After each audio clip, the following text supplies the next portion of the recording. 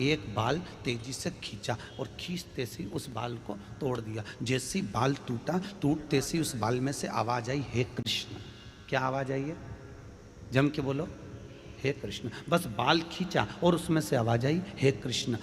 तो सत्यभामा को लगा आखिर ये बात क्या है, समझ में नहीं आ रहा कि ये बाल खींचने से हे कृष्ण आवाज क्यों आ रही है, आखिर ये आवाज किस लिए आ रही है। फिर बाल खींचा, फिर आवाज आई, हे कृष्ण। फिर बाल खींचा, फिर आवाज आई, हे कृष्ण। रुक्मिणी जी से कहा, मेरे को समझ में नहीं आ रहा कि कृष्ण की आवाज क्यों आ रही है, ये हे कृष्ण आवाज क्यों आ रही है। भगवान कृष्ण रुक्मिणी और सत्यभामा के सामने जाकर खड़े हो गए और जाकर मेरे ठाकुर जी ने कहा, सत्यभामा, रुक्मिणी, तुम पूछ रही थी कि मैं दौड़ दौड़ कर द्रौपदी के घर क्यों जाता हूं, किस लिए आता हूं। उसका केवल एक कारण है, पूरी पृथ्वी पर, भूमंडल पर ऐसा कोई मनुष्य पैदा नहीं हुआ जिसने एक दिन में 3.5 करोड़ बार मेरा नाम लिया हो। पूरी पृथ्वी पर केवल एक द्रौपदी ऐसी है जो एक दिन में 3.5 करोड़ बार मेरा नाम लेती है, इसलिए मैं दौड़ दौड़ कर इसके पास आ जाता हूं, इसलिए आता हूं। और तुम एक एक रोमावली को तोड़कर देखोगी तो उसमें से कृष्ण की आवाज आएगी, क्योंकि कृष्ण एक एक रोम में, साबुन से हम अपने केवल शरीर को साफ कर सकते हैं, पर भजन के माध्यम से हम अपने मन को, चित्त को, वृत्ति को और साफ किया जा सकता है, चित्त वृत्ति। तो संत ज्ञानेश्वर जी ने कहा अपनी बातों में कि जपो जपाओ जपते रहो, और मुक्ताबाई ने तो और स्पष्ट कर दिया। संत ज्ञानेश्वर जी की बहन, 3 भाइयों की एक बहन मुक्ताबाई,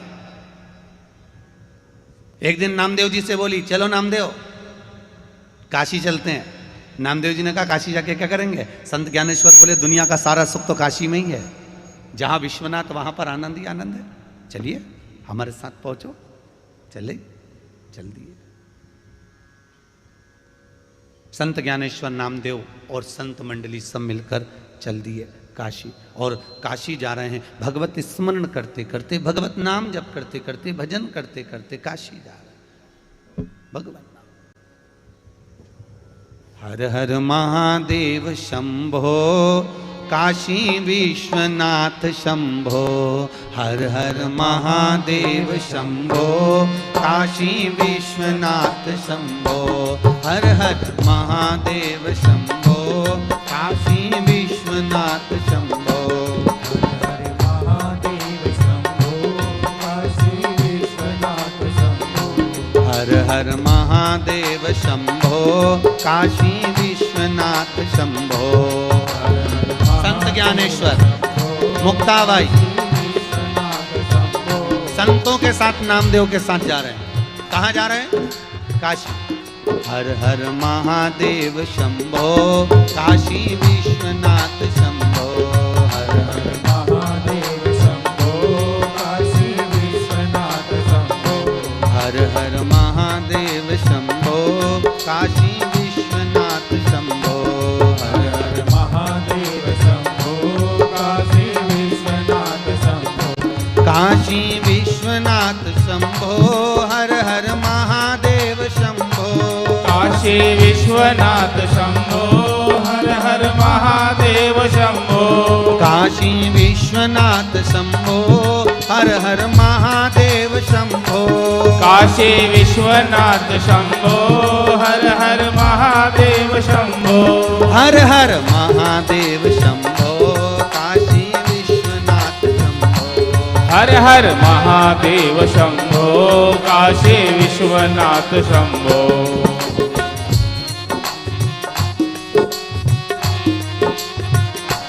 हर हर महादेव शंभो।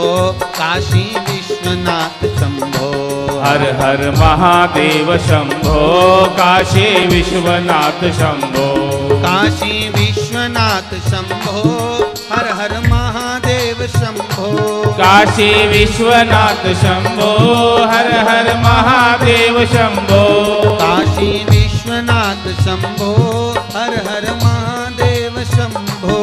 काशी विश्वनाथ शंभो हर हर महादेव शंभो हर हर महादेव हर भोले विश्वनाथ शंभो हर हर महादेव शंभो काशी विश्वनाथ शंभो हर हर महादेव शंभो काशी विश्वनाथ शंभो हर हर महादेव शंभो काशी विश्वनाथ शंभो। चले संत ज्ञानेश्वर मुक्ताबाई और उनके साथ में दोनों भाई संत टोली नामदेव सब काशी चले।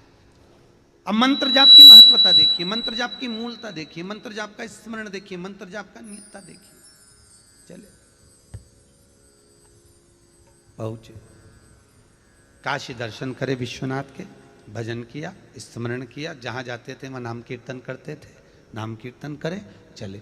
वापिस आते आते आज मुक्ताबाई ने गौर कुमार का घर देखा और गौर कुमार का घर देखकर रोका और मुक्ताबाई ने कहा चलो गौर कुमार के घर चलते।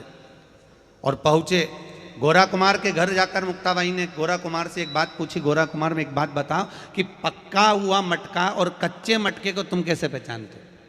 तो गौर कुमार ने कहा सीधी सीधी बात है मुक्ताबाई, ठोक कर देख लेता हूं। अच्छा कितनी विचित्र बात, ठोक कर देख लेता हूं। एक कथा याद आ गई, एक व्यक्ति ने कहीं सुना कि गुरु मंत्र लेना जरूरी है, तो उसने कहा गुरु मंत्र किससे लूं? तो अपने गांव में कोई अच्छा संत हो, कोई जंगल में संत हो तो वहां गुरु मंत्र लिया। अब संत के पास जाने लगा, जंगल में एक संत रहते थे वहां जाने लगा। जाते जाते पूरी रात निकल गई, सुबह सुबह पहुंचा। अब सुबह पहुंचा तो किसी का घर ही नहीं मिले, जंगल ही जंगल। सुबह एक व्यक्ति सुबह सुबह लोटा लेकर बैठा। अब सुबह सुबह लोटा लेकर बैठा तो इसने आवाज लगाई, ओ भैया वो गुरुजी का घर कहाँ है? तो वो कुछ बोला ही नहीं, वो तो सुबह का टाइम था, लोटा लेके बैठा था। अरे भैया वो गुरुजी का घर कहाँ है? उसने नहीं बोला। इसको आई गुस्सा, बताओ गुरु का आश्रम नहीं बता रहा। इसने जूता निकाल के उसकी पीठ पे धड़ से दिया।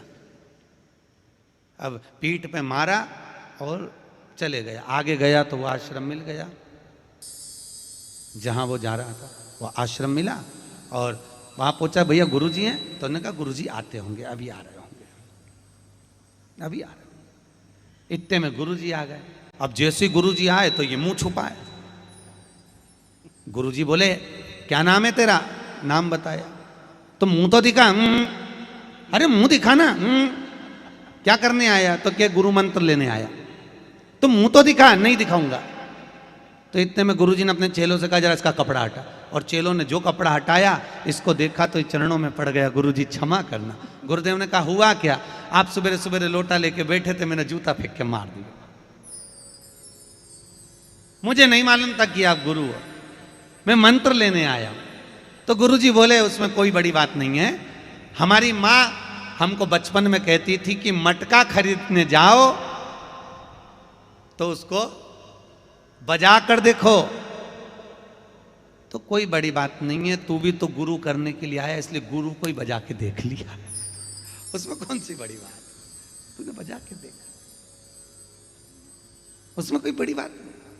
तो आज मुक्ताबाई ने अगर कोई बात सामने रखी है गोरा कुमार के सम्मुख में, तो मुक्ताबाई गलत नहीं कर रही है। शिव महापुराण की कथा कहती है मंत्र जाप के स्मरण में क्या प्रबलता है। मंत्र की प्रबलता देखिए, कलावती ने मंत्र की प्रबलता में पति मूर्छा होकर नीचे गिर गया। मंत्र की प्रबलता में केवल शिव मंत्र लिया। और आज उसी समय पर गोरा कुमार से कहा तुम पहचानते कैसे हो कि पका हुआ है कि कच्चा है? तो गोरा कुमार ने कहा बजा के देख लेते हैं। इतने में मुक्ताबाई ने कहा अगर तुम मटके की पहचान कर सकते हो, पात्र की पहचान कर सकते हो, तो इसमें संत की भी पहचान करके बता दो कि ज्ञानेश्वर और नामदेव और इतने सारे बैठे हैं, इसमें पक्का मटका कौन सा, कच्चा कौन सा, बता। संत ज्ञानेश्वर ने कहा मुक्ता क्या कर रही है? मुक्ता कहती है भैया तुम शांत तो बैठो। और जो गोरा कुमार ने कहा सारे मटके पके हुए हैं, केवल एक ही मटका कच्चा है। तो कौन सा मटका कच्चा था? तो कि ये नामदेव कच्चा है। और नामदेव जी तो गुप्पा होकर बैठ गए, गुस्से में लाल कि मेरा ही नाम लेना था, गुस्से में। अब नामदेव जी तो चुप। मुक्ताबाई ने पूछा काहे इतना अहंकार कर रहे हो?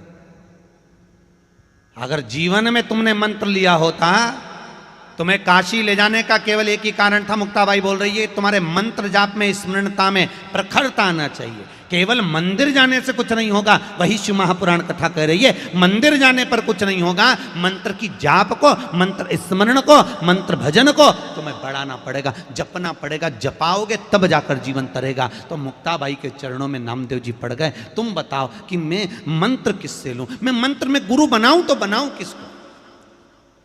कितने गुरु होते हैं? जम के बोलो जल्दी से, गुरु कितने होते हैं? हैं? अरे बोलो तो सही, तुम तो बिल्कुल चुप बैठ गए। गुरु कितने? तो 24 तो बेटा दत्त के थे। गुरु कितने? तो गुरु 4। कितने गुरु? 4। पहली अवस्था बचपन, मां रूपी गुरु चाहिए। दूसरी अवस्था जवानी, पिता रूपी गुरु चाहिए। तीसरी अवस्था अधेड़ी, शिक्षक रूपी गुरु चाहिए। और चौथी अवस्था अधेड़ी बुढ़ापा, उसमें सतगुरु चाहिए। 4 अवस्था के 4 गुरु हैं। बचपन में मां का आशीर्वाद, जवानी में पिता का आशीर्वाद, अधेड़ी में शिक्षक का आशीर्वाद और बुढ़ापे में सतगुरु का आशीर्वाद। 4 अवस्था के 4 गुरु।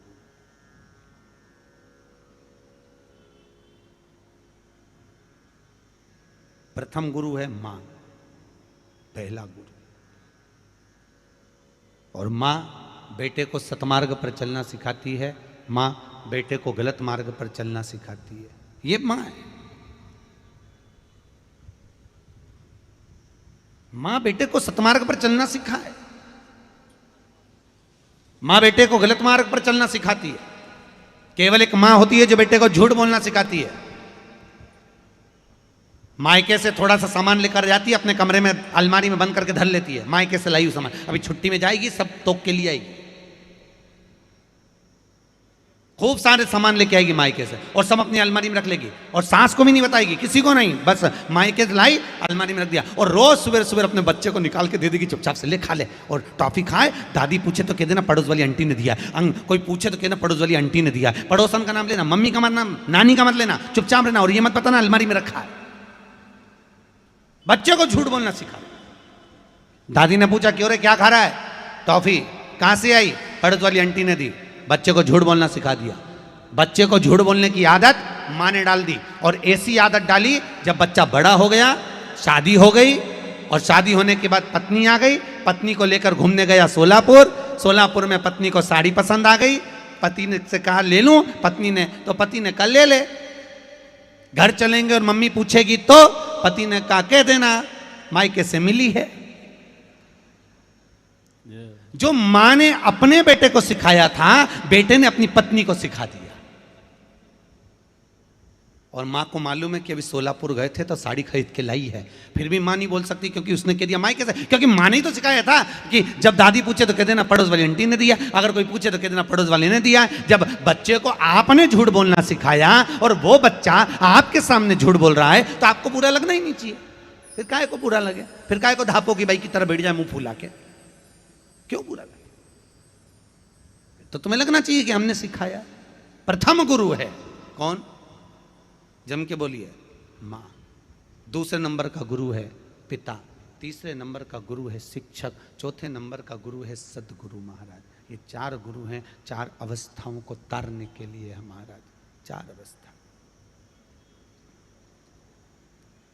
तार देते हैं, ये जिंदगी को सवार देते हैं महाराज। 4 अवस्था तारने के लिए सदगुरु। अब एक काम करो नामदेव जी, जो गुरु तुम्हारे जीवन को संवार दे तुम उसका भजन करो। विशोबा थिएटर के पास में नामदेव जी महाराज पहुंचे और वहां जाकर नामदेव जी ने गुरु नाम की दीक्षा ली है महाराज, मंत्र लिया। बहुत जरूरी है जीवन में गुरु होना, बहुत जरूरी। पर आज के जमाने में गुरु फिरे बाजार में, हमसे दीक्षा लेओ, नरक पड़ो चाहे स्वर्ग जाओ, पर माल हमी को देओ। आज के जमाने में ऐसे ऐसे गुरु हो गए कि दीक्षा देते धन लेते, दीक्षा देते धन लेते। याद रखना, एक गुरु दीक्षा की कोई कीमत नहीं होती और एक माँ के दूध की कोई कीमत नहीं होती। दो चीजों की कभी कीमत नहीं होती है महाराज। ना तो गुरु दीक्षा की कीमत होगी, ना माँ के दूध की कीमत होगी। ये दोनों परे हैं, दोनों परे से पूर्ण है, दोनों अलग है, दोनों अलग, दोनों परे हैं। मंत्र लिया और मंत्र का जाप नामदेव जी ने जब करा तो सबसे पहले अगर नामदेव जी के हृदय में जो अहंकार भरा हुआ था ज्ञान सत्ता का, वो निकल गया। शिव कथा कह रही है, ब्रह्मा जी के मन में भी यह ज्ञान सत्ता का अहंकार बहुत भरा हुआ था। ब्रह्मदेव एक बार भगवान विष्णु ने, भगवान शंकर बोले प्रकट होकर कि नारायण सृष्टि की रचना आगे बढ़ाई जाए, सृष्टि की रचना करो, बढ़ाइए सृष्टि की रचना। तो भगवान सृष्टि की रचना